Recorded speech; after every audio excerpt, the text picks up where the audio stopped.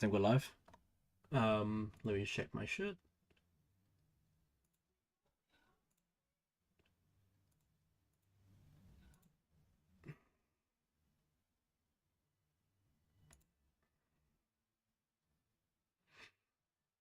All right, are we good?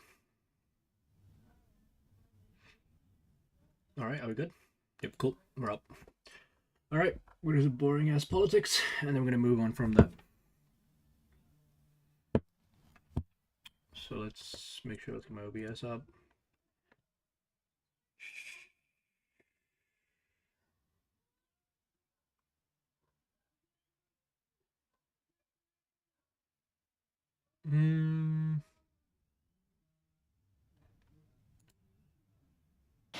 It's election year in Aotearoa, and after a painfully long malaise, the economy appears to be showing signs of life.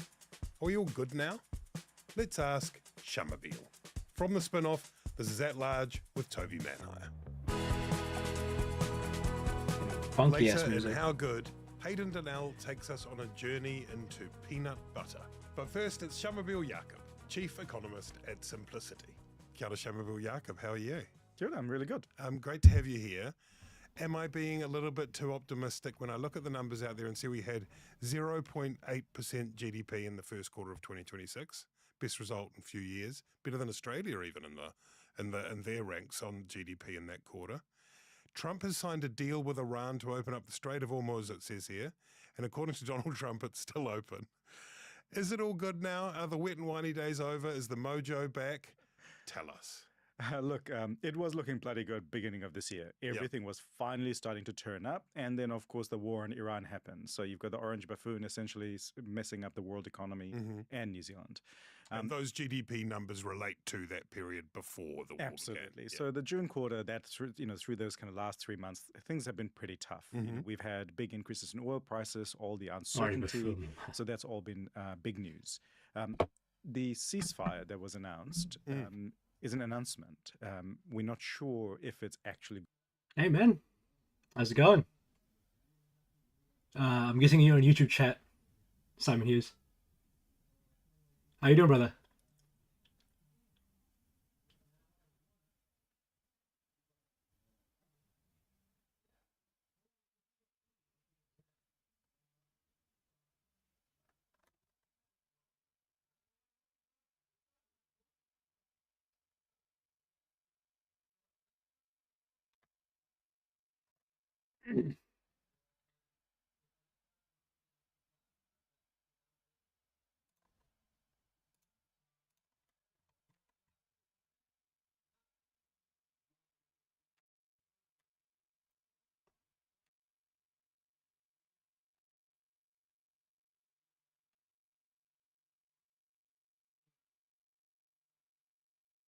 I'm gonna actually quickly make sure everything's good on this end.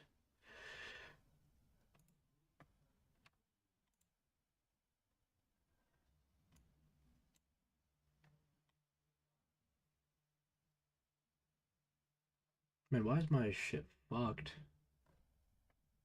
Maybe... Let's cancel that. I'll upload it later. There you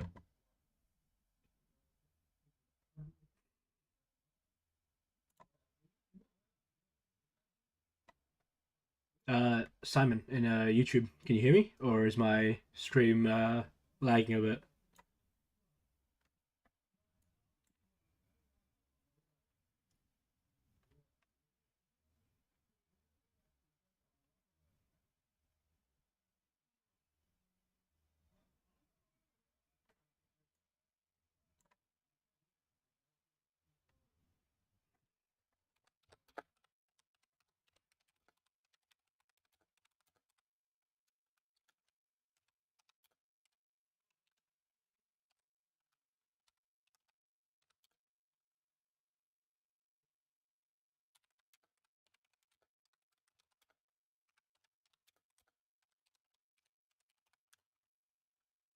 Alright, well, let's continue up, because, yeah, I think YouTube's just playing up a bit.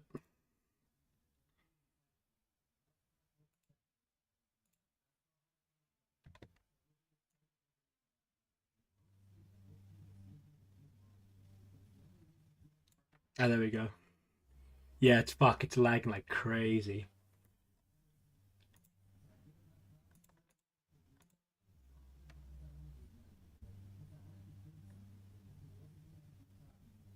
All right, we'll just continue up because yeah, my YouTube chat's really fucking me. So we'll just continue as we go.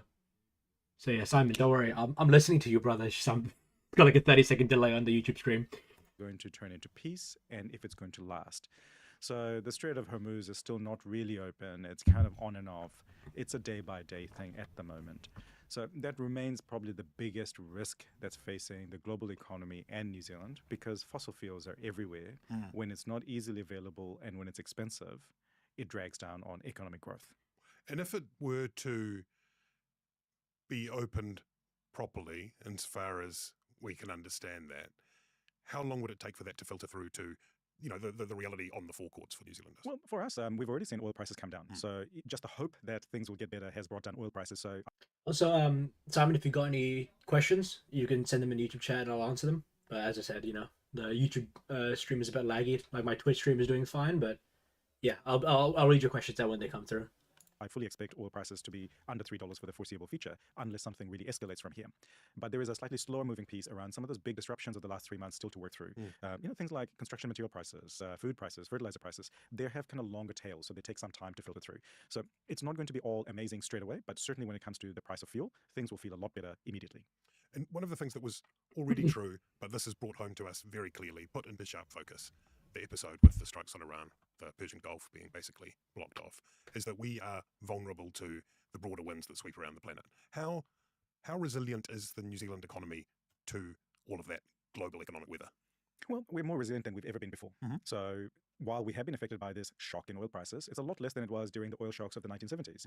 That's because our economy is less dependent on oil. We are more efficient. Our economy is more diversified than has ever been before. Whether it's in terms of what we export, who we export to, all of that is better. We could always do more, but we are more resilient than we have been in the past. But we could do more. What could we do? Well, particularly around energy. So our reliance on fossil fuels is one of those really big shocks. And because we don't have the refining and the storage capacity anymore, any shocks in fuel filters through to us really, really quickly. And that's the risk, right? So one of the things we can do is electrify a lot more. To my mind, electrification is actually national security. Yeah, like I brought this up in stream before, but like we really need to make it so that we have like it's not about green technology or climate change, but it's specifically we need green energy so we can have a domestic supply of energy because green energy will just come straight from here.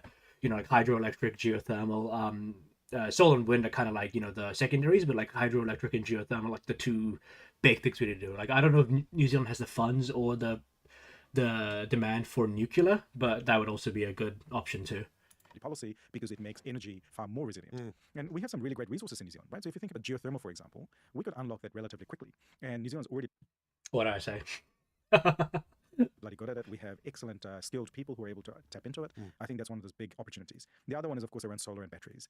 That distributed model of renewable energy is a really big opportunity for New Zealand. Prices have come right down, and I think we can do a lot more to make New Zealand far more independent when it comes to our energy use. What about in terms of our trade partnerships? Are we more exposed or less exposed than we were, say, 10 years ago? Well, if you look at a 100-year sweep of New Zealand's trade history, you'll find that we have gradually become more diversified. We're still very dependent on some commodities because we're bloody good at these things. You think about dairy, meat, forestry. We've got tons of land and really temperate weather. What do you think we're going to do? So we are a country that grows those things. But we've also grown a lot of manufacturing and services and all those other bits and pieces that we haven't become more diversified. Same with our exports. We're still very dependent on some countries like China, Australia, UK, Europe. So we are still dependent on those big markets, but we've also become more diversified over time. And I'm trying to be a little bit optimistic here because, the world is a bit of a dumpster fire, so I'm looking for some hope. But New Zealand is more diversified than has ever been before. And a lot of it is because of the huge amount of work that's gone on in the last 30 years, particularly with our officials at MFAT. They've worked tirelessly to create those connections with the rest of the world. The types of free trade agreements we have, the state-to-state relationships we have are very powerful. And we saw the benefit of that when we had the pandemic, with the fuel crisis. Singapore stepped up in both of those times, being a really good friend to us. And that was because of that huge amount of work that we have put in over the years. So, no, I think New Zealand is more diversified. We could always do more. But I think we've spent a lot of time being, going, everything is so terrible in New Zealand. It's not. Of course, we have things to improve, but we're in a better position than we've been for a long, long time. You've been around the country a lot lately. I was talking to you as you were trying to organise this, podcast, and you were flung all around the country. You're at field days as well the other day. What are you seeing when you kind of rock up into rural, small town New Zealand? Well, the field days was outstanding. Yeah. The weather was spectacular. People had tons of money. Everybody was happy. And the reason why things are looking so good is in rural New Zealand, commodity prices are really good. Growing conditions are really good. Those two things together have created very good conditions. Dairy farmers, not only are they experiencing good conditions, they've also got the brand sell-out money. Even in sheep farming. I went to a shearing competition in Balclutha because I get to all the fun places in New Zealand. The sheep farmers were smiling. And you don't see that very often. And that's great. There will be some people listening to that, though, who are Looking to have more political YouTube in New Zealand. How many perspectives? To have more political YouTube in New Zealand. How many perspectives? I'm guessing you're trying to say that you're just trying to see, like, you're trying to get a more better political perspective, Simon. Yeah, that's why I'm streaming. It's I'm specific like a New Zealand political streamer. I'm trying to get my thoughts and opinions out there, and hopefully I can find people who are like-minded. I don't want you to have the same opinions as me, but we should all like think in the same direction, like, you know, pro-liberal democracy, pro-capitalism, like these kind of core tenets. And we can have our disagreements, but like I really just want to have like a really good, stable political platform when it comes to stuff like that. saying that's not my experience. And, you know, the Prime Minister himself has acknowledged that we've got a two-track recovery in many ways. Totally. For the people who are right now going to the supermarket still and feeling as though you just have to take one inhalation of breath to be charged $50, is there any optimism for ordinary people like that? Well, not immediately, because I think you're absolutely right. It has been very uneven. So when I look at where the sources of strength are, it's very kind of provincial, very focused on farming, tourism recovery. These are good things, but they don't lift everybody up because they're fairly concentrated industries. For the rest of us, particularly in urban New Zealand, I think there are a lot of pressures. Cost of living has been a really big driver. Cost of food, insurance, rates, electricity, you name it. All those things we can't avoid have been increasing. And for that to improve, we need a couple of things. We need an economic recovery that's strong enough that people get more jobs, and better pay. Those are not going to happen for a little while, unfortunately, mainly because that disruption that we talked about from the war in Iran, that has really had an impact. And so any recovery in jobs and incomes is probably a story for the latter part of this year rather than early on. I mean, there's been some talk in different parts of the world around what kind of recovery is witnessed. And, you know, sometimes the term K-shaped recovery, people love to put a letter in front of recovery. The K-shape is post-GFC, the idea that the recovery is not shared equally. The fruits aren't evenly distributed. And yeah, so basically what a K-shaped economy is, let me see if I can bring it up. So like a K-shaped economy quite literally is just a K-shape, but all that means is that you have like, for example, let's say this is wealth. That's so dog shit. This is wealth here. So this is wealth as a thing, and you have one part of society that's going down this way, but the other part of society gaining wealth going up here. So like asset. This is asset price. Asset price, and this is like income, basically. That's like the general gist of it. You know, you look at the rich list last week, seems pretty good. If you're on the rich list, seems pretty good. Whether or not people at the other end of the spectrum, the bottom of that K, are going to get it, do you think enough is in place to avoid New Zealand falling into a K shape? Unfortunately, no. So I think what we have experienced over the course of the last 30 to 40 years is every time we have an economic cycle, the bottom 40% essentially takes the hit. So when we have interest rates going up, when the times are good, it's the people on lower income, lower paid jobs that get hit the hardest. When the recovery comes, the recovery tends to be more skewed towards services jobs and more professional jobs, and usually accompanied by rising house prices. So it feels like all the pain is borne by some people and all the benefits are shared by other people. So it's a very uneven system. How long Not would only it take that, we've for also seen quite a deterioration in our welfare system in recent years, where it's become even more difficult to get access to welfare, and how much you get has become, I think, more grudging and more mean. And so I think, unfortunately, what we're likely to see is that inequality in New Zealand that has been pretty persistent over the course of the last 40 years is now turning into not just inequality that's entrenched, but an expansion of poverty at the bottom end. And what can be done to obviate that? I mean, you know, we had an interesting policy in the last few days from the Green Party, but Labor has been very clear they weren't doing it. We've had capital gains tax of some form that's being promised by Labor. We had also over the weekend the National Party announce a policy to make KiwiSaver compulsory and to have a $1,500 at birth account opened. Are these the sorts of debates we need to be having in an election year? Do these go to the heart of those things? I think there's a lot of different debates we need to have. When it comes to poverty, I think there is a very specific formula that works. One is about creating a safety net that's sufficiently strong that people... Yeah, we need to like I've brought this up many times in streams before. We have to change our perspective of taxation. It cannot be like viewed as a punishment. You know, it's something we all as a society come together to like funnel funds into like one collective thing, and then we can distribute it efficiently into programs to uplift people who are less fortunate. Can come out of poverty, and you've got to have those ladders of opportunity, particularly through education that's intergenerational. So those things take time. So poverty is a very hard thing to fix. I read a great book by Fiona Hill. She grew up in the northeast of England, and it's a book called There's Nothing for You Here. And you know, it was her experience of when you grow up in poverty, it's really hard to escape. She managed because she got lucky and she was extremely talented, but that's not true for everyone. But we can create those ladders of opportunity that work. But there are other conversations we also need to have, whether it's around our superannuation system, KiwiSaver, our tax system. Those are absolutely the big conversations we should be having in New Zealand. They're not in competition with each other. Those are all the ends all the different strands of policy that we need to work on. What do you make of that policy, the KiwiSaver policy? Well, I like it in the sense that I think when you think about New Zealand's retirement system, it's not sustainable. It's not sustainable in the sense that we have a tax and spend system that's so out of kilter. It's very reliant on lots of young people, and we're running out of young people. And in the future, we won't be able to have the kinds of universal system unless we severely degrade our health system or education or those other bits and pieces. And KiwiSaver gives you the opportunity to make different decisions in the future, particularly on means testing New Zealand super. Do you think it is a forerunner to those reforms? Because for many decades now, it's been such a hot potato. Of course. It's been a third rail sometimes of New Zealand politics. And do you think part of what's going on here is that there's an understanding that the only way to properly address superannuation reform is by boosting the contribution side of things? A bit like Australia. Oh, totally. I think, you think about where we have come from in 1975, we had the Dancing Cossacks, and we did away our compulsory superannuation scheme in favor of the universal New Zealand super. And then when we had the next kind of big referendum, we rejected a move away from it. So New Zealand has rejected a couple of times, and I think what we're seeing at this election is quite monumental. What we're seeing is Just signed with Twitch. Party, Hey, which had my spent most of guy. its time in the last 18 years worsening KiwiSaver, has now come to the party and said, we need to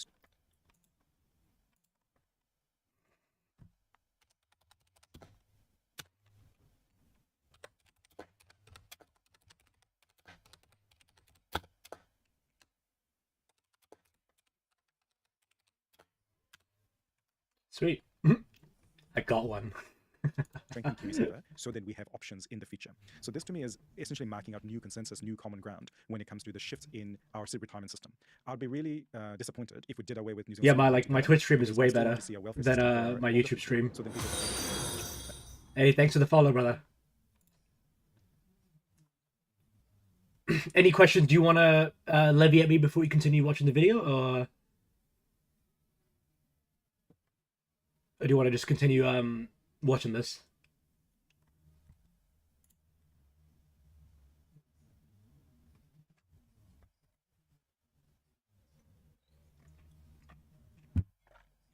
I'm happy to listen for now. Sure, no problem. But it's good to have a Kiwi finally. I've been having so many Europeans and Americans come in. I really want to build a community of Kiwis who are interested in making the country better.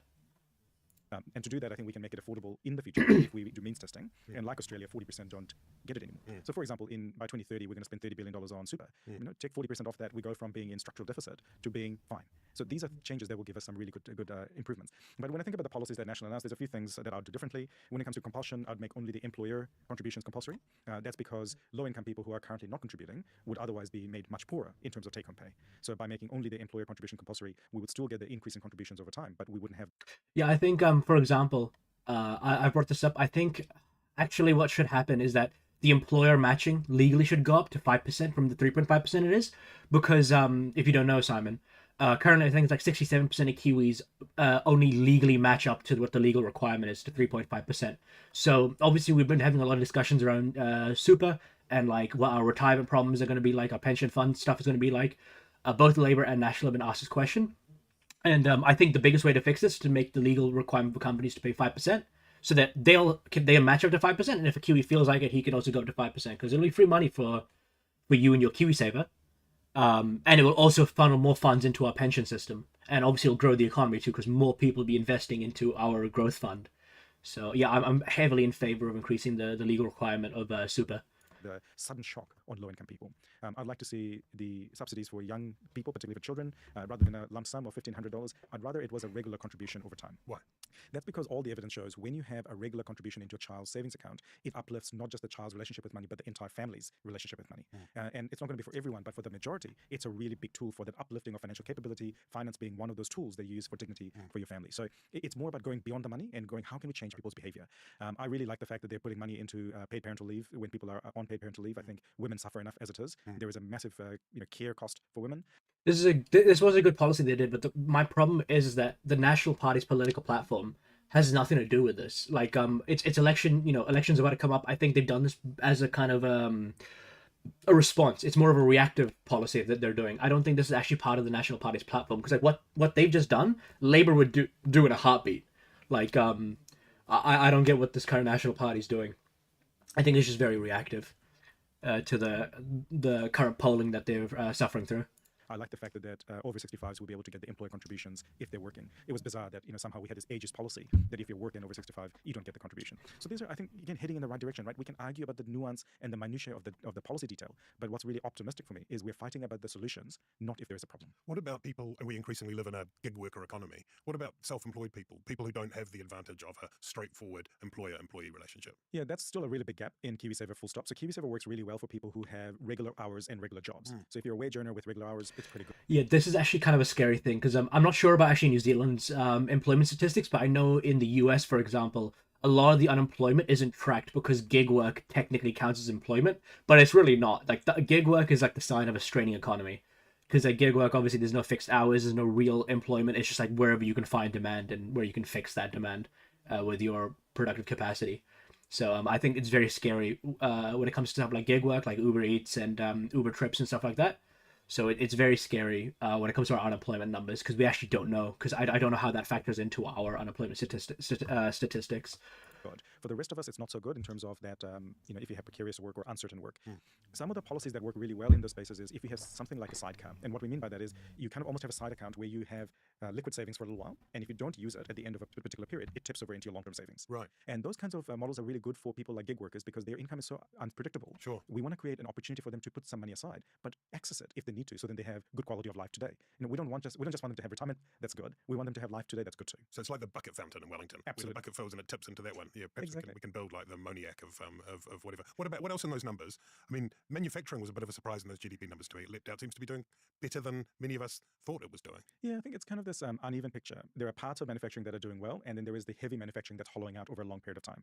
So you think of Like another thing I wanted to bring up too. A lot of older people talk about this, where like, oh, the West is deindustrializing or something like this. Remember, like, there's two things you have to remember. There's actually no moral good in the industrial sector. It is just part of the economy. All right. The whole point of capitalism is to find things that are the most profitable and the most productive, and to put capital towards that. If you lose out on manufacturing jobs, but manufacturing itself gets more productive, our industrial sector is doing fine. Like, our industrial sector is productive. We just don't have a steel mill in every single fucking city. This is the big thing we need to really focus on. So yeah, you'll definitely hear this from a lot of old people, like past 50 or something, where like people will talk about, oh, New Zealand's losing so many industrial jobs and we're deindustrializing and China's taking all our jobs. It's like, yeah, technically speaking, on mass production, we don't have that, but mass production is not productive. It doesn't pay high wages. It doesn't keep itself running, because the reason why China has, it's not like the Chinese like genetics are built to do mass industrial development or industrial production. It's just because their wages are so low, and if so many people, they can just deploy that many people to that industry. It's not like that their manufacturing is as productive as ours. the hollowing out of manufacturing in plywood manufacturing in Tokoroa or the vegetable processing plant closing in Hawke's Bay. That's absolutely real. But those businesses that are here, those niche, smaller industries, are actually doing really well. And when I was in Tokoroa, I met somebody from Satco. And Satco, they're like a manufacturer based in Tokoroa, and they do the forestry processing heads. That's really awesome. And they're going great guns. So you can have both of those stories happening at the same time, where some of the old manufacturing is hollowing out, but some of the new manufacturing is doing really well. Shamil, thank you for coming and talking us through all of that. Have you ever looked into Australian future made in? Have you ever looked at the Australian future made in Australia policy? What are you talking about? That are you talking about like the protectionist policy of keeping like Australian industry in their nation? Is that what you're talking about?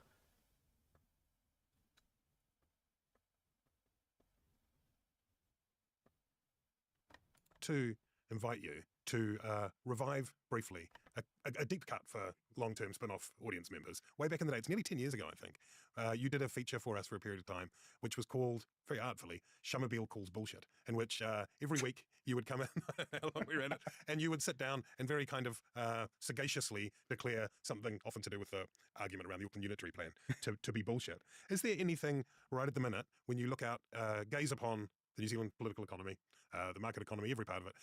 Sorry, I butchered the name of its current Australian government policy, called Future Made in Australia. Let me just see what it is. Future, because I probably have heard of it, maybe just in a different name. Future Made in Australia policy. Future Made in Australia policy, federal industrial framework designed to turn Australia into a global clean energy powerhouse, centered on national reliance and a net zero transition. Economic resilience, and reduces the nation's reliance on imported goods. Oh yeah, I remember this policy. Oh yeah, thank you for bringing this up to me. Actually, I'm actually like I'm not against it. I'm not. I should probably do some more research onto it. But we might actually do this on stream if you're willing to go down that pipeline. But I think it's a good thing. Like we should really be making it so that our energy, like I brought this up already earlier in stream. Like the whole reason why I'm pro green energy is not even necessarily like a climate change thing. Like I'm a believer in climate change, but like big reason why we should be investing into green energy, especially as Kiwis. Like we have an abundance of this kind of stuff, like geothermal for growers. We have hydroelectric. You know, we basically have these kind of things everywhere.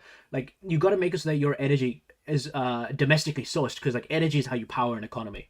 So like from what I've seen about that policy, I'm pretty pro it. I think it's a very good way of keeping the Australian economy independent from imports, because currently in the geopolitical climate we live in, importing is not exactly safe anymore. Whether it's the orange man in the U.S. tariffing everything 1 billion%, whether it's the looming threats of war with China and Russia, it's like we have to make it so that our economies can run even in times of global tension like this. That you would like to call bullshit on? Yeah, look, I think the big one that worries me at the moment is a central bank that wants to raise interest rates in the middle of the supply side shock. Right. And so if there's one thing I'd like to call bullshit on right now is we have monetary policy that is no longer fit for purpose. And so just to break that down a little bit, the Reserve Bank is tasked with keeping a lid on inflation. And so it uses its main lever, which is to shift the official cash rate, the interest rates. And your suggestion is that not now. Absolutely not. The economy is too weak. There is no evidence that there is a wage price spiral. People are lucky if they can get a job. People are lucky if they can get a wage increase. An increase in interest rates today would derail this very, very fragile state of this economy. And I'd hate to see us repeating the mistakes we made during the GFC. So I get really frustrated that it feels like it's always job losses that we're going to encounter to manage inflation. Yes, we have inflation, but most of the inflation we're experiencing at the moment is not because we're consuming too much of this stuff. Your rates aren't going up because you're consuming too much rubbish or whatever, right? Your electricity isn't going up because you're buying much more electricity, or it's your insurance. So there is an element of, I think we have to understand the current state of inflation is quite different. It's a demand destruction type of inflation. It's making people poor. Oh my god, I'm happy he brought this up. I've actually talked about this a lot. That right now, currently in New Zealand, we're going through a demand side crisis. So like right now, businesses are surviving. They're producing, they're living, they're getting by. But the problem is that like no matter how much they produce, no matter how much they do, the average Kiwi just does not have the ability to actually buy the shit they're selling. So like right now, we're going through a process of like the supply side is like doing okay, but the demand side is collapsing actively, and like in times like this, you need a government which is actually willing to spend in the economy, do public works, spend in the public sector, keep people employed, even though there's not demand for certain things. But obviously, this current national government is not exactly pro public spending. Like they slashed a lot of public contracts and work contracts when they came into government. So that's kind of just made our problem even worse than it already is.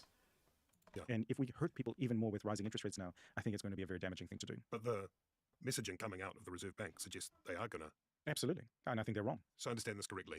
Your view is that it's like putting your foot on a pipe when the issue isn't slowing down the pipe is the last thing we need to do. I think the high prices are actually doing the choking right now. Right. And, the Reserve Bank is mandated with keeping inflation low in the medium term, not today. And the question is, can you look out 2 years and say we're going to have this big problem with inflation because of what's happening today? I'm very, very skeptical. Sean Gilliak, thank you. Thanks for having me. This is At Large with Toby Manhire, and at the end of every podcast, we celebrate the good things in life in the How Good segment. And today, Hayden Donnell, you're here for How Good. Kia ora. Kia ora. You've been doing some high-level investigative public service journalism on peanut butter. Yes, I have. I thank you for welcoming me here. I think I'm the natural choice for a positive guest. Yes. Saying good things about New Zealand. I have ranked. We did a really, I think, rigorous scientific testing on the nation's crunchy peanut butters to find the best and worst of them. I hope it's Okay, my humble opinion, I don't care about the quality of our peanut butter. This is a controversial opinion. I just don't care. Let's do this next.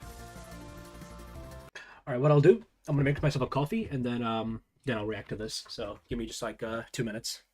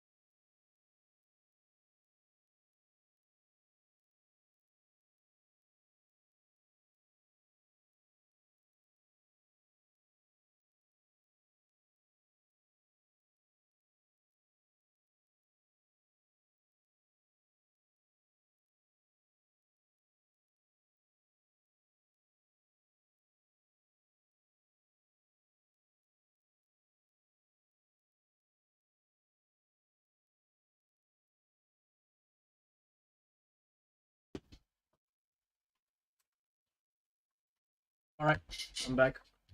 Got my coffee. Let's do this. Welcome to the Economy of Everything, brought to you by CMC Markets. This week, we're really excited about a national party policy. We're trying to keep this non-party political, but this is the compulsory KiwiSaver policy. This is something that economists and economic commentators and people in business sections like us have been banging on about for a lot of years. We have, and we've talked about it a few weeks ago, even in this podcast. So it's and it's a big change from national. It's a big change from they have watered down KiwiSaver basically up until now, and this is quite a shift. The national governments in the past have removed the $1,000 kickstart, have watered down government annual contributions, have removed this, removed that, etc., etc. Now boom, and now boom, yeah. now boom from from July. Remember what I said previously? Like I remember these kind of policies aren't part of the National Party's like policy platform. I feel like they're doing this reactively to gain support in the polls. Because they've seen a massive decrease in their polling numbers, and I think, ironically, as much as they blame Labour for throwing money at a problem and getting votes that way, I think they're actually doing that currently. 2028, they want to make it compulsory. From next July, they want to introduce this baby bonus, $1,500 for every new baby born in New Zealand, and then on top of that, workers on parental leave are going to get a government contribution. Workers over 65 will have the employers continue to contribute to KiwiSaver, so quite a lot of tweaks. Really interesting changes, but obviously the other aspect that they've already announced is that they're also looking to lift the contribution rates from 3.5% to 6% by 2032. So this is going to really jump up how much money is in our KiwiSaver accounts. Yeah, I mean, not to put too fine a point on it, but I have been banging on about this for about a year, just on the basis people keep asking, why is Australia so much richer than us? And yeah, there's the iron ore and stuff, but we get loads of dairy, export money for the size of our population. I've just been saying they save more money, and I've been really stuck on this compulsory super thing. Now it looks like, it could actually happen. A national could... In my honest opinion, I think National still thinks it's 1992. Yeah, sure. Yeah, like I just don't think the National Party is ready to actually take on the challenges of the current like economic climate. Like we need to be spending more in the public sector. Like don't get me wrong, we do need a little bit of a budget surplus, because at the end of the day, the interest on our debt is it's a loan taken from future generations, and it makes it worse and worse as it goes on, obviously.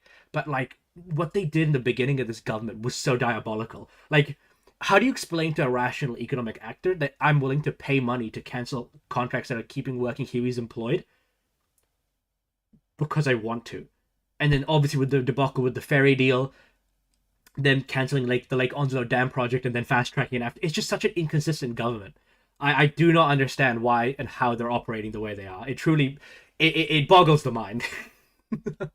Win this election in some form of coalition, or B, it could potentially be bipartisan. We haven't heard from the Labour Party specifically on KiwiSaver policy, but they did run on a compulsion in 2014, and really they've just expressed concern about what it might mean for the poorest people in society. So the people who are using all their paycheck right now, how could they afford to take out 4% for KiwiSaver? So I don't know what you think, but is that enough reason not to do it? I think it could be mitigated, right? There could be ways around it. There could be some kind of low income help, some other support in another way. Maybe they bolster something like the accommodation supplement to sort of, balance the books in another part of the government subsidy. I think that's probably more likely to come, though, from a Labour government than a national government. It seems like, listening to what Nicola Willis has said about this policy, that, she's sort of acknowledged that it might be tougher for lower income workers, but in the long run, it may be better for them. And I kind of agree, that in the long run, saving for your retirement, if you don't put any money aside for your retirement and you're living off just New Zealand super.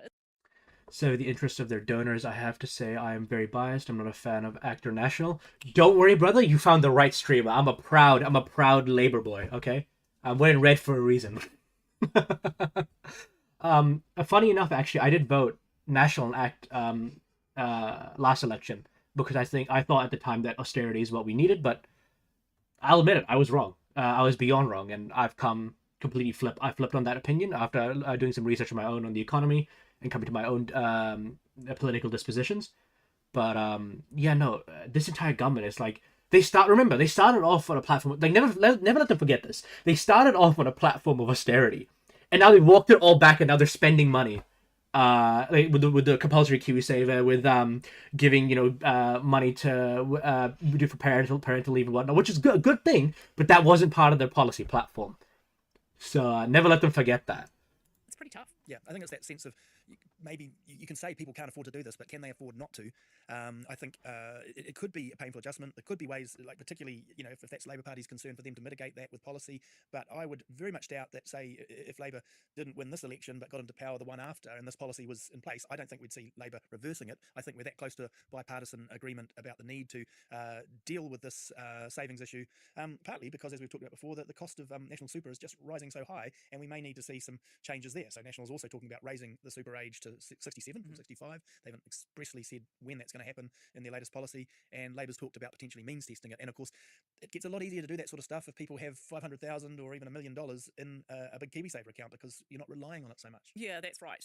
So I did crunch a little bit of number crunching before we came in here, and look, if you were saving from the age of 18, say you got a $1,500 bonus when you were a baby, you didn't put anything in as a child, but you were saving, you started on the minimum wage, and you were saving from 18 to 67, you could potentially have $1.5 million in your KiwiSaver account by age 67.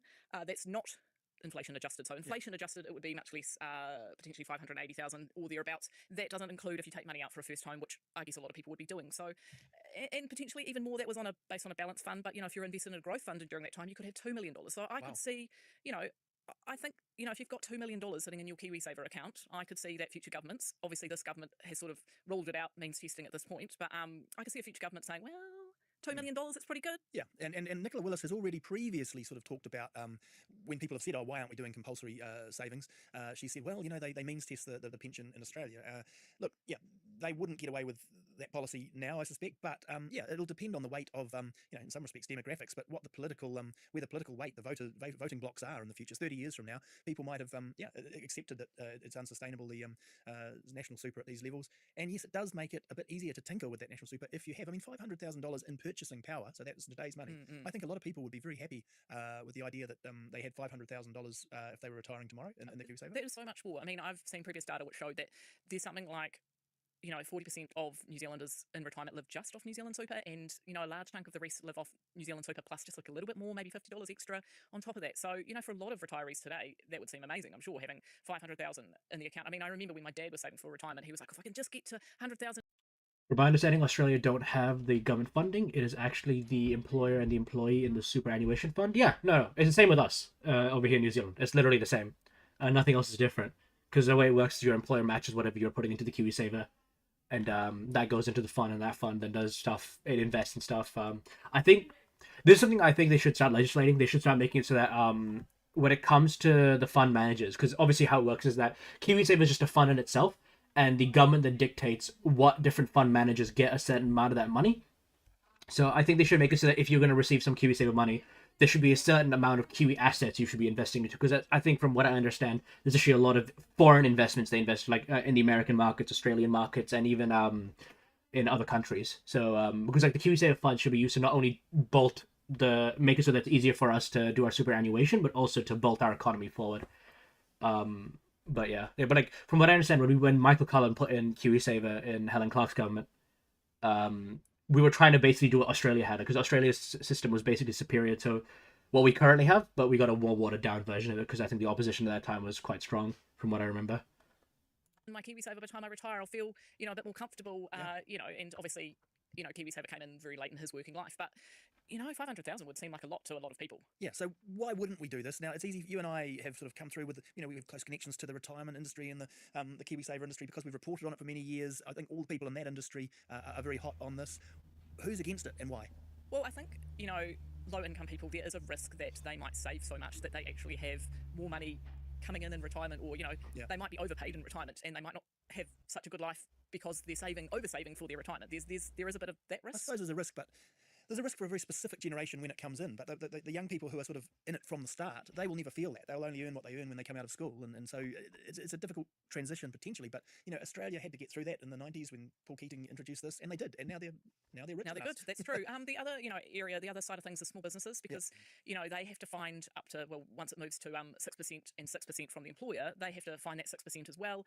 Margins are pretty thin for some businesses. So finding that extra cash Yeah. might not be that easy for some of them. I suppose, and National sort of acknowledge that, and they won't be having to do the employer contribution. They'll just be doing 4% of it. But look again, it's they've got a lot more moving parts probably in their budgets than some of the poorest wage earners. So businesses can be structured to make that work. You'd be hoping in 2028 if this came in then that the economy would be a bit more buoyant, because it is a bit of a hit to demand in the economy as that happens, right? So yeah, that's right. It's right going to now, take that some would hurt. spending money out, right? Yeah. So if it came in right now, I'm sure there would be hospo retail already hurting. I'm sure they would be pretty unhappy if people weren't spending because of KiwiSaver increasing right now. The other people who don't like this are the ACT Party, and they tend to represent pretty wealthy people who are very good with money. And so, can you explain to me why they don't like it? Well, I mean, it's all about individual choice. The reason why the ACT Party doesn't like it is because it's going to force people who are their voter base to pay more money to people who are less fortunate. That's why they don't like it. Remember, politics is a game of incentives. Like, the people who vote ACT, remember, no political party does stupid things. They don't. Like, obviously, there are times, but, like, everything they do is usually very intentional. Like, the reason why National will never truly, like, reform and fix housing is because the people who benefit from high housing prices are their voter base. That's why. So, like, if you want to, like, systemically change these issues, like, Labour Labour is, like, the only real, like, government that can actually do that, because their voter base isn't all landlords and and asset owners. For them, right? So they want people to be able to choose what they do with their money. So, obviously, if they would rather say, well, if people want to contribute more, that's their choice, or if they want to pay off their mortgage more, if they want to put money into their business, then they should have that choice rather than being forced to save it all in KiwiSaver. Yeah, I've kind of had this debate with David Seymour once. I think they think that smart people could do better than KiwiSaver if they put their money in different places, but it tends to sort of ignore the fact that a lot of people, and I've said this myself, aren't necessarily that smart. If I didn't have this thing that just took the money out before I looked at it, would I be that disciplined about going into a very specific managed fund or investing in shares directly? I don't think I would be. There's plenty of people that spend, even if they earn good money, spend it all and don't have much left over. So that's human true. nature would. Like, lifestyle creep is very real, right? Like, the middle class, the reason why, even though they earn decent incomes, they usually, like, end up, like, in a lot of debt or, like, very, like, kind of paycheck to paycheck kind of situations is because of lifestyle creep. Like, they just keep spending, financing, and then eventually, like, whatever income they had just gets drawn on nothing. Like, sometimes you do need to force saving for the average citizen, because they just don't know how to manage their money. Like, not everybody is financially literate. And as I said too, like, the really cool thing about KiwiSaver is that it invests. So the money you put in, it'll grow. So the pension fund that we have is not like just a subtractive force. Like, whatever money you put into it just keeps growing, and we only take the little bit of the profits out to pay off the pensions. Suggest that maybe we're not all that sensible with our money. Yeah, take it off me first, make me save. I think that's positive. One last thing I did want to touch on was why the sudden change of heart from National, and the influence perhaps of a senior business guy that everyone quite likes in New Zealand, a guy called Fraser Winneray, who happens to be brother of Matt Winneray, who was the head of the New Zealand Super Fund for a long time, and so they're very big on savings culture and things. Fraser's done a number of corporate jobs, but he did an op-ed for us, which people can go and read on the Herald website, laying out a sort of a blueprint for change in the KiwiSaver, sort of the way it's run, and I gather he's quite good friends with Chris Luxon. Yeah, so who would have thought? Yeah. Win friends and influence people. Yeah, but I mean, in a good way, but I just get the feeling that he has had a fair bit of influence here, and I hope the weight of sort of general commentary just saying, look, New Zealand just needs to save more money. Welcome back to the economy of everything, thanks to CMC Markets. So, Liam, how bad has the cost of living crisis been for us in New Zealand? Yeah, interesting one. I got a question about this. Someone said to me, has it been worse in New Zealand than everywhere else? I guess we're used to seeing so many. New Zealand Labour is the best for New Zealand capitalism. They're protected from its self-interests. Yep, I would agree, because I'm a very big pro-capitalism guy. I'm sorry, it is the superior economic form. But, like, the thing with capitalism, I'm not sure if you're aware of the word externality, but it basically means, like, all capitalism does is chases profit. That's, like, the main thing, because profit indicates there's a demand for something and we're going to supply it. You need to then, like, there's no intrinsic thing in capitalism which says you need to protect the environment. So the government needs to come in, set up laws saying, hey, you're going to have to pay a fine if you fuck over the environment by, doing whatever economic activity you're doing. And then the capitalists will work around that. That's the whole point of capitalism. So yeah, I think Labour is very good in that regard, and I think they can definitely make it so that our economic regulations and our growth is stable and equal for everybody in New Zealand, without obviously drastically collapsing the economic situation at the same time. So no, I completely agree with you there. headlines about how bad it is here. So I did some crunching. I looked at 5 countries, I guess the countries that you might think are sort of, we compare ourselves to a lot, the UK, the US, Australia and Canada, and look back over 5 years, just doing the CPI, Consumers Price Index, which you can get pretty good data on from all those places. It goes, the UK was the worst, 26.1% inflation in the past 5 years. This is 21 to the end of 25. New Zealand, second worst, 24.9, USA 24.4, Australia 24.1, and Canada 19.9. So wow, that's a lot. You know, that sounds like a lot of inflation. Nearly 25% over 5 years. yeah, well, we've had these 2 bursts. So like that really bad inflation post-COVID, you know, when it went up to what, 7, 8%. Yep. And in that case, New Zealand was one of the worst in the world. We were much worse than Australia at that time. And then partly, you know, some of that is to do with the amount of stimulus we did through COVID and the amount of money sloshing around in the economy. But we came off really fast. Our Reserve Bank then put on the brakes really hard, slammed us into recession. They didn't do that in Australia, and they've got higher inflation than us in Australia now, and therefore higher interest rates. So it's evened out a bit over that 5 years. And what that really tells you is that we're not wildly out of line in terms of inflation and the cost of living with Yeah, this is true. Like even in COVID, like for OECD numbers, like our inflation was like basically matching most OECD countries. And from what I said, there was a Crown report on like what we did during COVID, and it basically says like we did the best we could. And out of most of the countries too in the developed world, like we did the best in COVID. We had the least amount of deaths per capita. We had a pretty decent economic recovery after that. Now, don't get me wrong, like it's not that the economy was awesome after COVID, but it was the best we could do. Like it was a global pandemic. And I like the fact a lot of these like national supporters or right wingers will talk about how like the debt skyrocketed during like, you know, Ardern's government. Like I'm not a big Ardern supporter, but like they just completely forget that like COVID happened. Like every single country, left or right wing governments, every country around the world, they all had their debts go up because of COVID. It's just so stupid. the rest of those countries. But what about What about wages, though, Liam? Because, like, you know, have our wages kept up with that? Yeah, well, it is only, I mean, in some respects, it's half the equation, isn't it? Because if wage inflation keeps up with the price inflation, it's still a bit of a spiral, but it's and it's not creating real wealth and all that sort of stuff. But it means that you're sort of treading water or holding ground. And At least you don't feel like you're getting poorer, right? So. yeah, and so when you look at that, when you know, and I want to put a caveat on this because there are different ways that different stats departments in the world measure wage inflation, and it's a bit more, you know, a bit more variable. But from what I could see, it changes the rankings quite a lot. So the UK comes out flat pretty much. Australia and New Zealand suddenly look a lot worse. US and Canada are flat to slightly up, like as in they've actually still made a little bit of progress. Yeah, the caveat, yeah, like I say, a wage price spiral where wages are going up and prices are going up can mitigate the overall feeling of the cost of living going up, but it's never even. So it's not a good thing for an economy because some workers, and this is I think what's happened in the UK, there have been some workers in specific areas that have been able to demand the kind of pay rises to keep up with inflation, but there'll be other workers who didn't, and they will be still feeling the direct effects of that inflation. And people on fixed incomes, unemployed, and Retirees. yeah, if they're not benchmarked to inflation, often they're actually benchmarked to wage rises. They are in this country, retirees benchmarked to the wage inflation. So yeah, quite clearly New Zealand's wage inflation and Australia hasn't kept up. So we've gone backwards by 7.7%. Sounds like quite a net. lot. Yeah, that is quite a lot. So you can understand why people are feeling poorer in this country because we just haven't had the wage rises to keep up with that level of inflation. Why haven't our wages risen as much as other countries, Liam? I don't understand it. I mean, we had that really tight period. I remember post-COVID. Our wages are going down because of what I brought up earlier. Currently, our economic condition is going down, okay? You need to increase public sector funding from the government, putting it into the economy, because right now, if the economic condition goes down, a capitalist is not going to invest in expansion. He's just going to try and survive. So you need the government to come in to kind of push stimulus in so that our economic condition at least flatlines, and then you can see some sort of growth from that. Like, the economy doesn't grow from a bad position. It always needs to be neutral or at least growing, and then people will start investing in expanding the economy. The whole point of government is to take our taxes and then put it and target it and spend it in like the right places.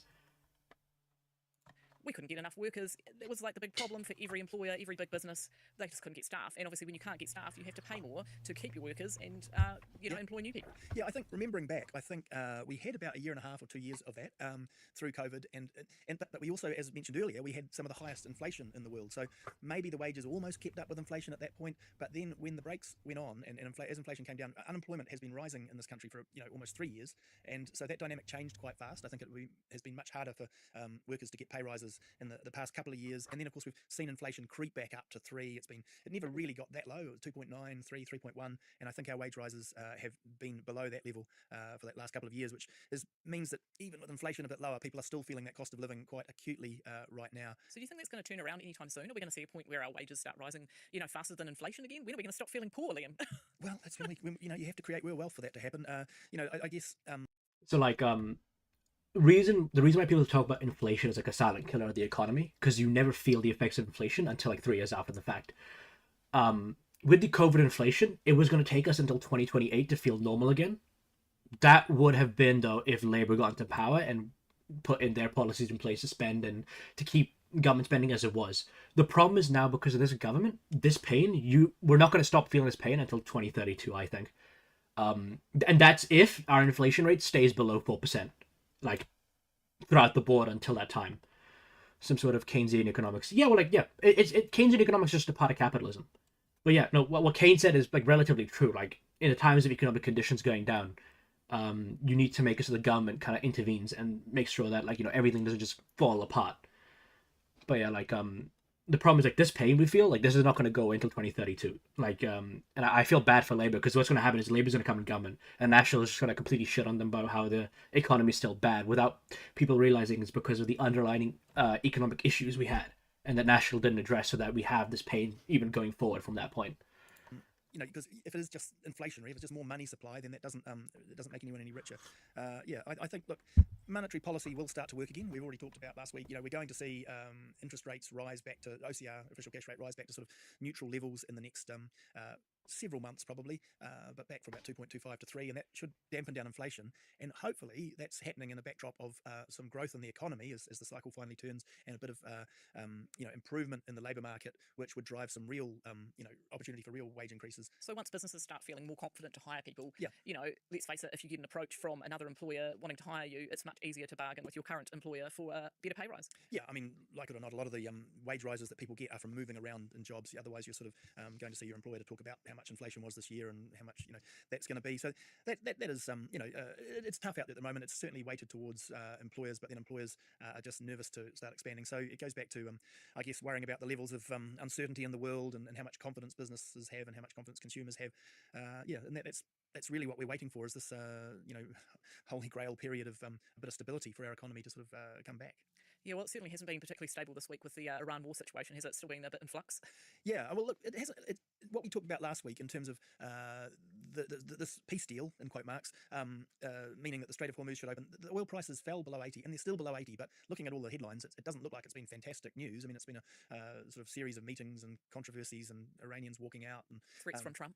But it's very hard to know how much of that is posturing. As I say, oil price still below 80, and the pump prices are still tracking down. You look at the Gasby website, and petrol prices are off about 6% in the last 28 days, and that Keynes said when the economy is doing well, then you cut back, but when the economy has had a hard time, spend money to get. Yeah, that's what I just said. Yeah, no.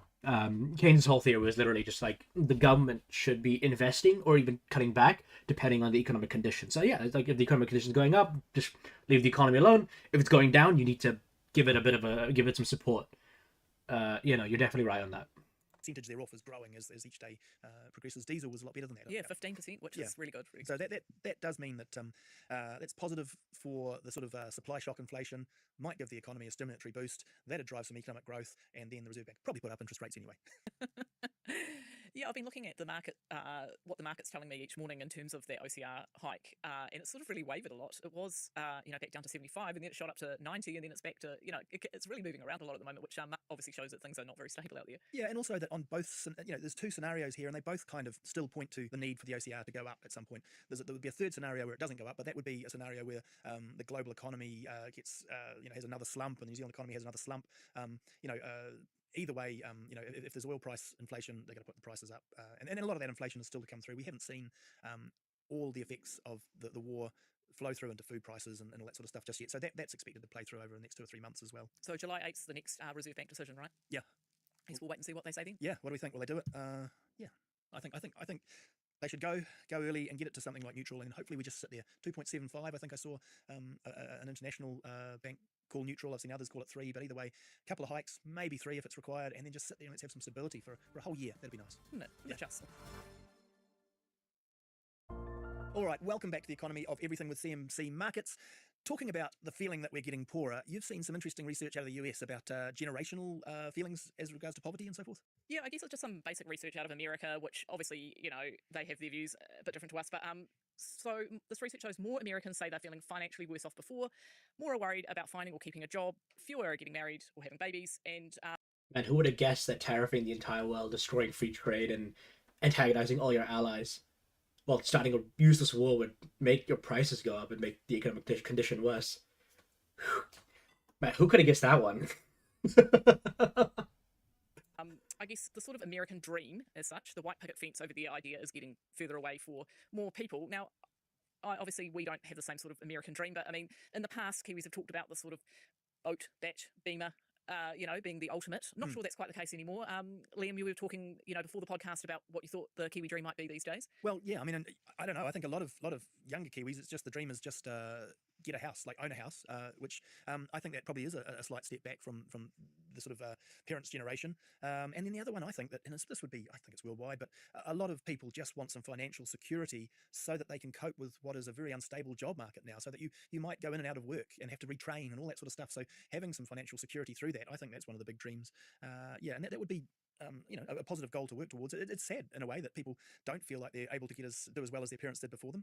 I guess you hope that your parents did well enough to then, help you out with some money. Yeah, I mean, my parents helped me out with my first home, and I kind of see a future where I'll be helping my kids out. I think you do too, right? Yeah, I mean, I didn't get help from my parents, and they were sort of single income, one primary school teacher's income for a while. So I guess there wasn't a lot of money, and I didn't expect any money. And to that extent, I've probably financially done better than them. But they set me up with a good education and all that sort of stuff that's very helpful for that. And I knew that home was there as a backstop. Yeah, I do. When I start thinking about retirement savings, I am probably tacking on some extra money to, I hope my kids actually make a fortune and I don't have to do anything for them. But you feel like, gee, you might be helping out with a deposit for a house. Yeah, I mean, especially in Auckland, it's tough to get on the property ladder, and I don't know. I feel like, how will my kids do that? They're still only young, so plenty of time yet. But yeah, I guess it takes a lot of income to save up for a deposit these days. It's not a really good sustainable model, though, for a stable society. And one of the things I think I've talked about this previously in stream, and I'm going to keep bringing this up until people learn this. We need to stop treating housing like an asset and like a commodity. It should basically just completely be a supply and demand thing. The most cancerous thing we've done in the 20th and 21st century is treat housing as something you can speculate. Like, the moment a construction worker leaves the construction site for a house, the productive value of that house stops immediately. So there's no value in a house itself. The land in itself has actually got value, but the house is just a house. It should not be treated like an asset. It's so stupid. This research that I think University of Kansas is it they highlighting is that social order, one of the things that keeps capitalism moving and keeps it stable and keeps people playing the game is this sense that things are getting better all the time, a little bit. And similar in China, even though they've got a one party state and it's people argue it's authoritarian and all the rest of it, they've had a great wealth creation, and for many years, decades now, they've also seen the sort of kids being wealthier than their parents, and I think it's starting to break down a bit there too. So you end up with a lot more disaffected youth, might generate some great art, some great music, some great pop culture, but yeah, it becomes a bit more unstable. The kind of the political parties and the voting and all that sort of stuff, it starts to get a bit wild and weird, and I think we are seeing that in the Western world. Yeah, I mean, it's going to be interesting to see how it plays out, right? And like you say, through politics, through voting, through what our kids' dreams are for their future, and whether they're able to attain that or not. Yeah, and look, I think just to circle it back round, the way to avoid all the instability is to maintain a sense of people getting wealthier and richer as time goes on. I would say forcing people to save, compulsory savings, compulsory KiwiSaver, looks like a good model to me, because it gives people a sense of hope in the future, something to work towards, and a feeling that they will have some wealth to fall back on. Yeah, and if it's not their house, maybe it's their KiwiSaver. That's their biggest asset. Yep, we'll leave it there. Thanks, Liam, and thanks to CMC Markets, and thanks for joining us. All right, that was really good.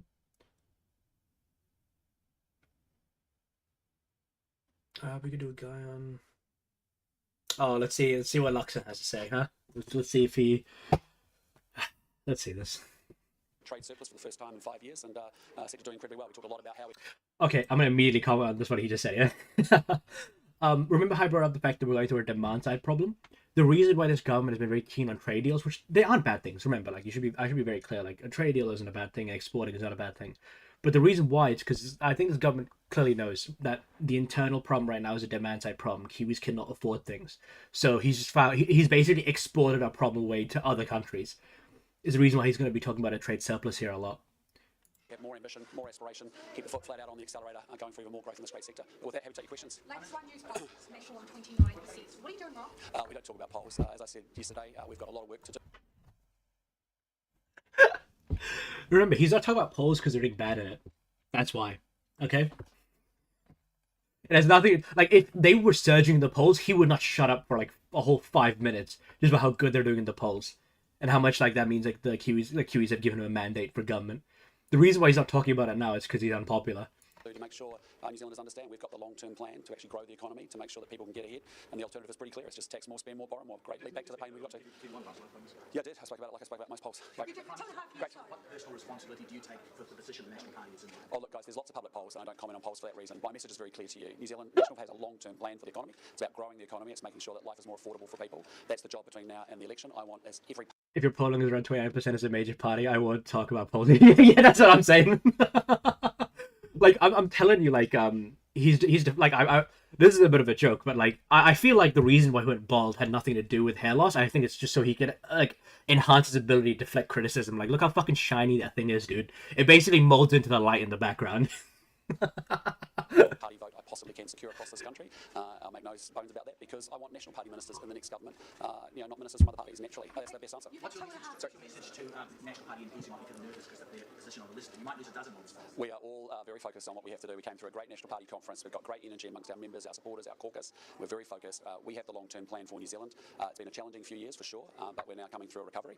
We've got the long-term plan, and frankly, the alternative of a Labor to Party Māori Greens, tax more, spend more, borrow more, creating the ungodly mess that we're having to clean up is not the answer. You've got 2.5 years left to convince voters to sell something different. Look, There's still not time. Look, I've spoken about the polls, so that's it. Baldy. How much the government is spending with social media giants overseas?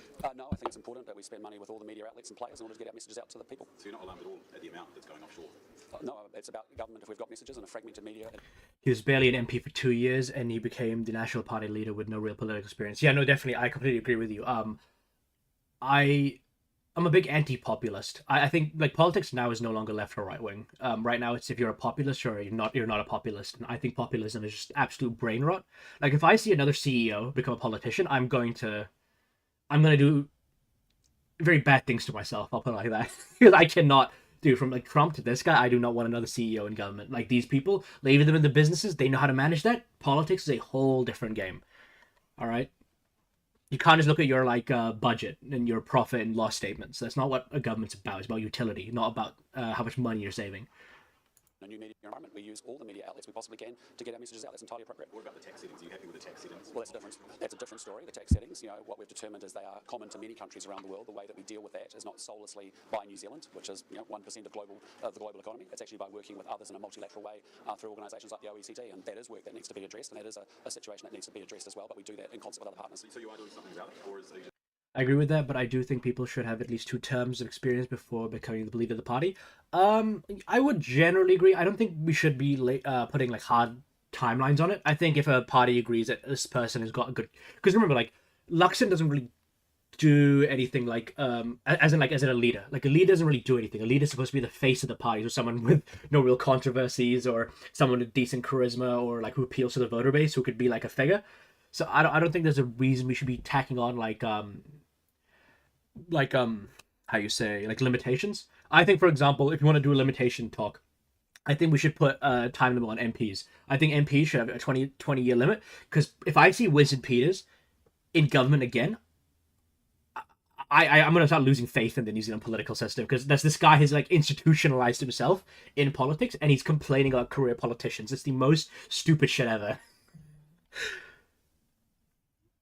I agree with that, but I do think people should have at least 2. Oh, sorry, you already said that, yeah. But I think some level of political experience is obviously needed. Maybe like if you've at least been an MP before, yeah, you have to at least be an MP like for a whole government term. But yeah, I don't think we should attach hard limitations to actually becoming a party leader, because they don't necessarily do anything. They're more just a figurehead. It's the MPs who have the real strength, because obviously they get the votes in Parliament. I don't mean hard rule. Yeah, oh yeah. If you're talking like a societal thing, I completely agree with you. Like society should like judge someone if they haven't been in politics for long. I completely agree with that, because like, man, like when I was younger, I had a very big problem with like career politician stuff. But like now, man, I love career politicians, because they actually know what the fuck they're doing. They know how to legislate. They know how to do coalition agreements. They're not brain dead. Just those simple things. Like I just need my normal politics back. I do not want to have whatever the fuck we're going through right now. The OECD sorted out? No, we're working. It's an issue that's common to many countries around the world, as you understand, and so we need to work with other countries in order to get a solution in place. We do that in a multilateral way, and we do it through the OECD, and those conversations continue to progress. We're a sovereign nation, though. Sorry? I haven't given it any thought. I mean, I've talked at the beginning of the year of the parties that we would work with in coalition. I know some of our opposition parties haven't done that, but the parties that are in Parliament, I'm clear about. Looking at top, frankly, it looks like a vote for Labour and the Greens. They want a land tax. See, the thing is, Winston Peters knows what he's doing, no matter. No, I completely agree with you. The man is a pragmatist. Like, if you dropped a thermonuclear device on Wellington, out of all the rubble and ash, Winston Peters would somehow arise. That man is a cockroach. He will survive anything. Like, the fact that this guy's bounced between Labour and National again and again, and it's about convinced his voters that he's, like, got some sort of value system is honestly astonishing. I genuinely applaud him for that. Because, man, that is some, like, political finagling I could never wrap my head around. But, yeah, no, I completely agree, though. I like, whether you like him or not, he is very, like, politically effective in gaslighting his voter base. Make every New Zealander a beneficiary with a universal basic income. And, it doesn't, I haven't looked at them too closely, but, it looks like a vote for Labour and the Greens, frankly. Did you meet with him? Sorry? Did you sit down and having a chat with Tom? Oh, look, I've run into them from time to time, their leadership, but I just would say to you now, I think that's a vote for Labour and for the Greens. What if it comes down to coalition negotiations and you need them? Would you sit in a room with Well, I'm just trying to be clear to you. I look at the policy prescriptions I've seen. There's only been, I think, 3, roughly. It's basically a 1.75% land tax. It's making every New Zealander a beneficiary with a UBI. And I think the KiwiSaver program, which, is probably more aligned to what we announced on the weekend. So I haven't given them any thought. They're not in Parliament, but it does look very much like a Labour Greens agenda. They seem to be trying to position themselves in the centre as a sort of New Zealand first type positioning. Does that not mean you should be open to talking to them? Oh, I just said to you, I haven't given them any thought. They look like their policy prescription looks like a Greens and Labour policy prescription. Sure. The mill in Northland has shut down 200 jobs to go. Aren't you meant to be fixing the economy? You've got to... He's very desperate. He's attacking top. Yeah. I've done this. Like, I've posted on my Instagram quite a bit about this, and obviously I've talked about this in stream. But like, you have to understand something. Right-wing messaging is very good. Like, it's the reason why I started streaming, because I noticed on YouTube and like on social media, I could find people who deep-throated National, who deep-throated NZ First, who deep-throat ACT, who deep-throat Greens even. I could not find a center-left liberal. For the life of me, I could not find a single social media figure who could actually defend the Labour Party. And I'd be like, why are we attacking a party who's actually trying to propose solutions?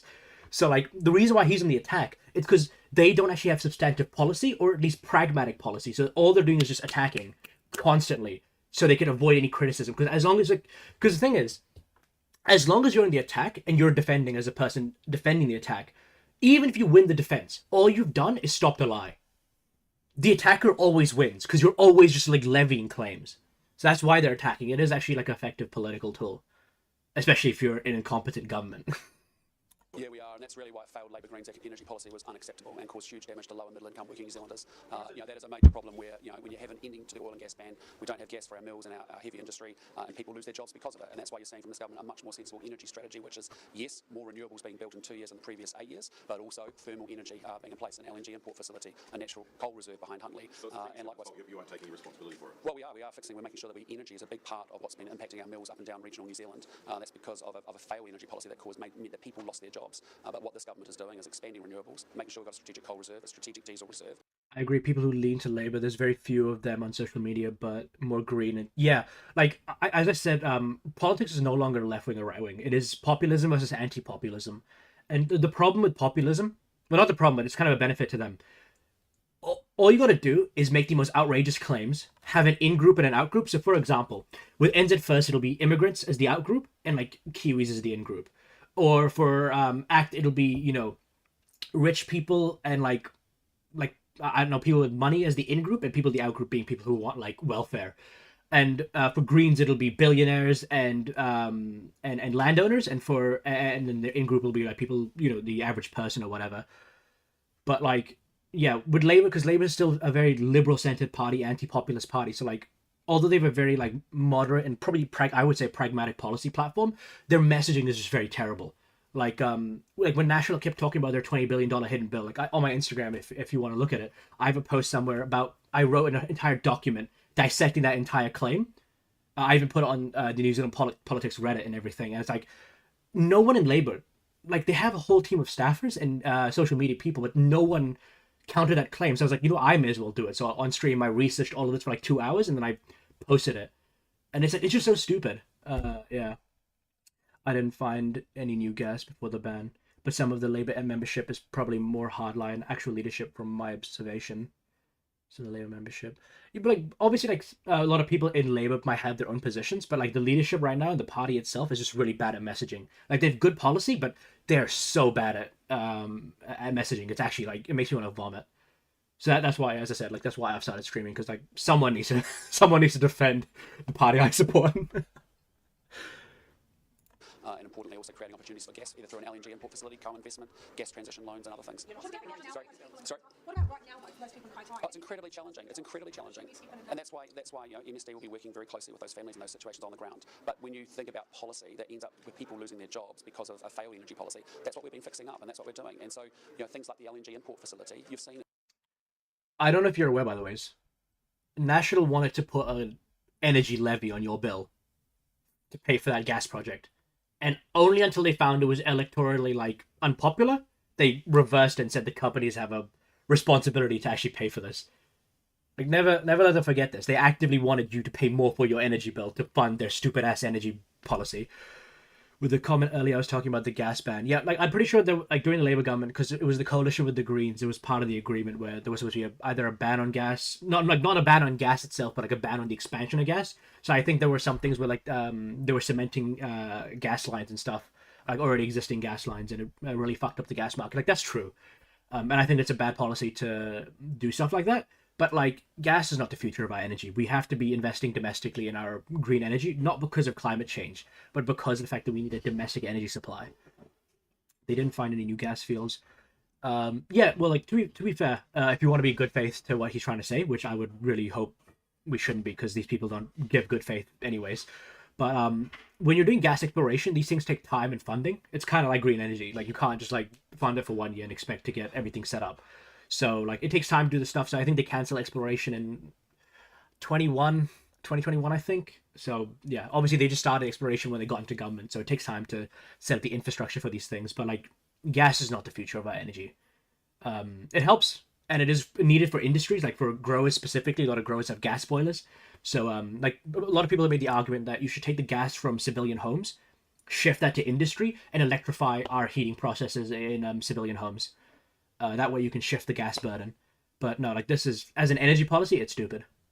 Actually, in forward curves of electricity pricing, lowering prices, that's a good thing. So, we've got a lot of work to do to make sure that we don't want to see our mills shutting down. We don't want to see regional New Zealand losing jobs, all because of a failed, poorly thought through energy strategy from the previous administration. And I think there was a New Zealand First involved in that government. Yeah, I know there was. Yeah, like I'm gonna tell you, like Peters is a cockroach, and I respect that about him. The man will live through any political crisis. It is truly like a respectable talent he has. Like yeah, I brought this up on stream like last time. It's like it should never be the case that my grandfather, my father, and I know the same politician in government. That's cancerous to democracy. Government step in and save Moana Pacifica. What's the latest on that? No, I don't think the New Zealand public think that taxpayer funds should be put behind a professional sports team. And so there may be things, as Minister Peters will have a look at, but I think New Zealanders would rightly look at that and say, we've put money in this before, it hasn't, it's failed. Is that the best use of our money? Probably it's other things like schools, roads and hospitals. Kiwis would want more than a support for a professional sports team. Okay, thanks so much. Have a good day. Take care. All right, there we go. Now there was that 6 minute and 35-second cope session. Let's see, what should we do next? Also, a mate of mine, he actually sent me the green tax policy when it was released. We went through it. I'm going to give you a quick TLDR. I think it was pretty good. The only thing that really kind of I thought was bad was the wealth tax. I don't think we should be adding a wealth tax to assets. And the rhetoric around how they were talking about like punishing billionaires and punishing the wealthy. Like, I just think that rhetoric is just very poisonous to our political climate. But like, I think I think the tax bracket stuff they did was really good. I think the bank levy stuff was really good. I think the withholding tax stuff was really good. So like, we're gonna watch this now, see how Seymour dodges whatever this policy was about. Even the ACT Party is supposed to do things. Roddy Hyde introduced, for example, getting rid of the Productivity Commission and replacing your David Seymour's regulatory ministry. Yeah. Panel for your Wednesday morning. Marama Davidson, the Green Party co-leader, David Seymour. ACT, good morning to you both. Nice to see you. Let's start with conservation, because we just spoke to Tama Portaka about this. He says there's loads of misinformation going on out there by both the Greens, Forest and Bird, and some other opposition parties. Marama, it's not like we're going to sell Great Walks, is it? He's talking here about quite specific parcels of land, including some sort of boarding house in Levin that's got a rotten building on it. It's not like we're talking about national parks here, is it? And you know what, Ryan? These are the very sort Actually bought a placard. That's a nice Trump tactic right there. I don't know if you remember, but like whenever like Trump started empowering ICE and stuff, he would just start like bringing out like images of like crime rates or whatever.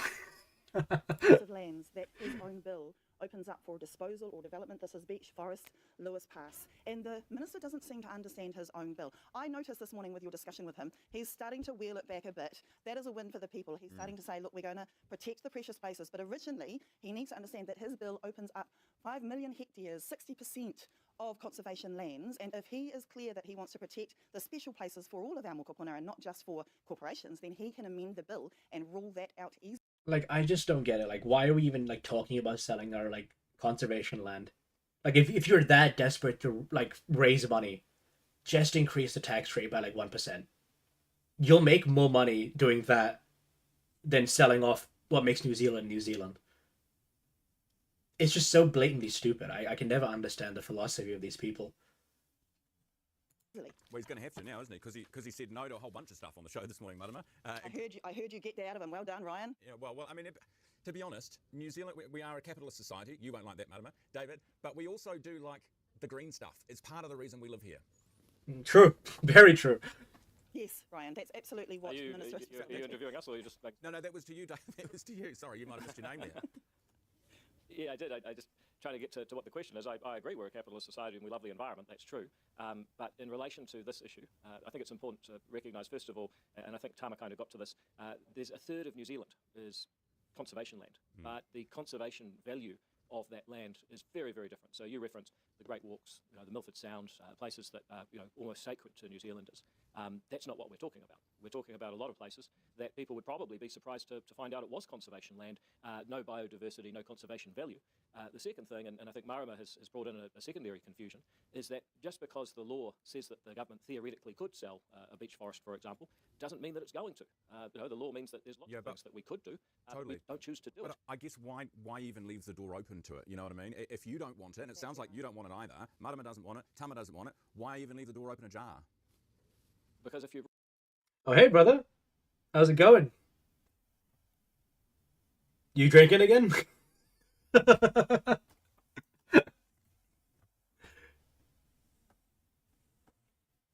Always.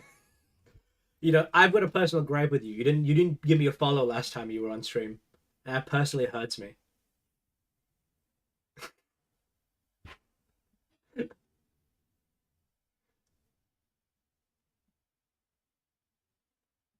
I don't remember you. It's because you're probably blind drunk. SMH, you got a problem, bro.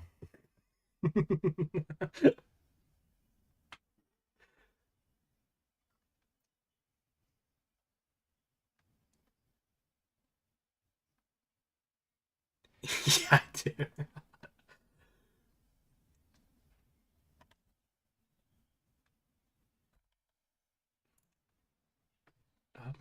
My shit's all good. So how have you been? I think it's been a couple of days since I've seen you in stream, so might as well ask.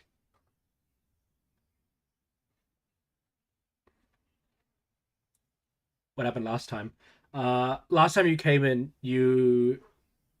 we talked about some Destiny stuff, and then we looked at some like California's politics. You sent me like I forget what his name was. That like that Nazi guy or whatever.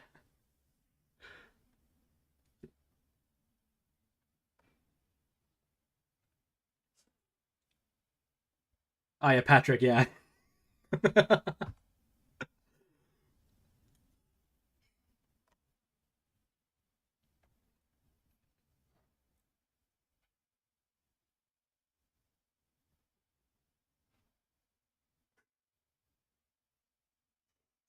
Jesus, yeah, I'm not that drunk tonight. Yeah.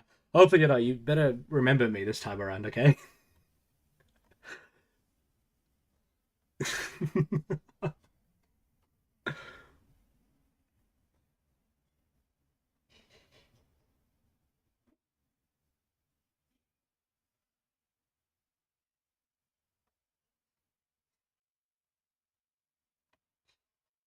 write a law, it has to say, that the government could do the following things if it chose to, and you need to describe what sort of land, and no doubt that law, the way it's phrased, will end up including some land that you wouldn't sell but theoretically could. On the other hand, a stricter law might have land that you'd like to sell because it has no conservation value and could do something better to create. I am one, to be fair, but I consider myself the nicest one you'll know. Okay. You know what? We'll take it. In a climate of extreme right-wing ideology, being nice is at least a bare minimum, I'll take it. Jobs or whatever, perhaps one of those gravel pits could become a quarry and employ some people. You don't want to make the law so strict that you can't do that. However you write the law, there's going to be some examples where you just wouldn't do it because you use your judgment. And that's what's missing here, is that the law still allows people to use their judgment. You don't have to assume that the worst thing that's possible under the law is going to happen. That is catastrophizing, and frankly, it is low-quality opposition politics. I'd really like to respond to that, Ryan. Go on very quickly. Government's track record on protecting nature is there for the public to see. They have enabled the killing of our special taonga indigenous species. They have... But no, I had a good stream earlier now, it just woke me up.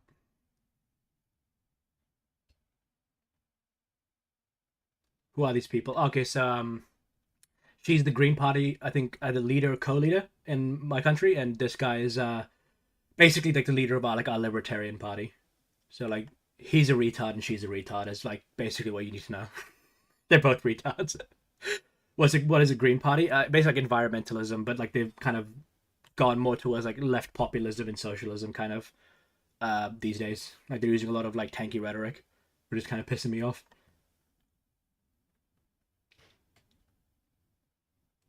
Opened up precious lands for extraction and, fast-tracking harmful mining activities. It was only because of public pressure that they overturned a World Heritage Site potentially being opened up. It was only because of public pressure that the Fisheries Amendment Bill. Wait, so you on a tanky? Oh, hell no. I'm not that retarded. Come on.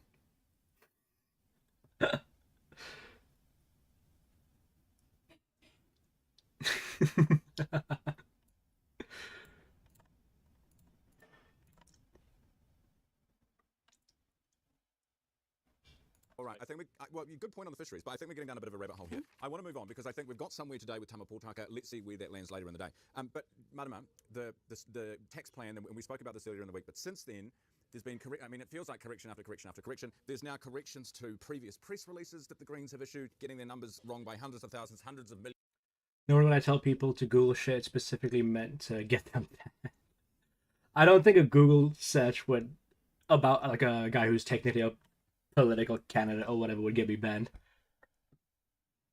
I don't even think there's actually much you could Google that would get you banned, unless it's like, nope, not happening. Almost $1 billion in one case.